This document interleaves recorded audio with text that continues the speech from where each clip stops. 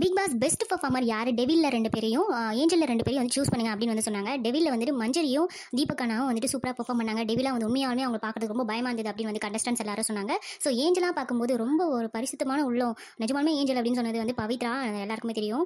அதே மாதிரி ரஞ்சிதனாவுமே எந்த இடத்துலையுமே கோப்பல. டெவிலா இருக்கும்போது சரி, ஏஞ்சலாக இருக்கும்போது சரி, எப்பயுமே அவங்க வந்துட்டு ரொம்ப ஒரு சாஃப்டான ஒரு கேரக்டர் தான். அதனால எல்லாருமே சூஸ் பண்ணது வந்து பவித்ராவையும் ரஞ்சித்தையும். ஸோ இவங்க 4 பேருக்குள்ள தான் வந்துட்டு யார் கேப்டன் அப்படின்றது ஒரு ஃபைட் வரப்போகுது. ஸோ எந்த மாதிரி கேம் வைக்க போகிறாங்க, பிரைன் பேஸ்டு கேமா இல்லை வந்து ஃபிசிக்கலான கேமா அப்படின்றது வந்து வெயிட் பண்ணி பார்க்கலாம்.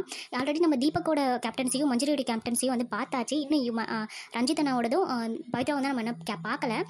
இந்த வாரம் இவங்க 2 பேருக்கு வாய்ப்பு கிடைச்சா நல்லாயிருக்கும் அப்படின்னு தோணுது. தீபக்கான வந்து ஒரு சூப்பரான ஒரு கேப்டன் தான். மஞ்சரியும் ஓரளவு பண்ணாங்க.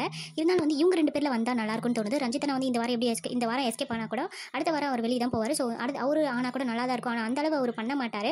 ஸோ பவித்ரா ஜனனியும் என்ன பண்ணுவாங்க அப்படின்னு வந்து தெரியல. ஸோ வெயிட் பண்ணி பார்க்கலாம் யார் ஜெயிக்கிறாங்கன்ட்டு. எனக்கு என்னமோ மஞ்சரி இல்லைனா தீபக் இவங்க 2 பேரில் தான் மறுபடியும் வந்துட்டு யாரோ கேப்டன் ஆவாங்க அப்படின்னு வந்து தோணுது. ஸோ உங்களுக்கு என்ன தோணுது? யார் கேப்டனாக வந்தால் நல்லாயிருக்கும் அப்படின்றத கமெண்ட்ல சொல்லுங்கள்.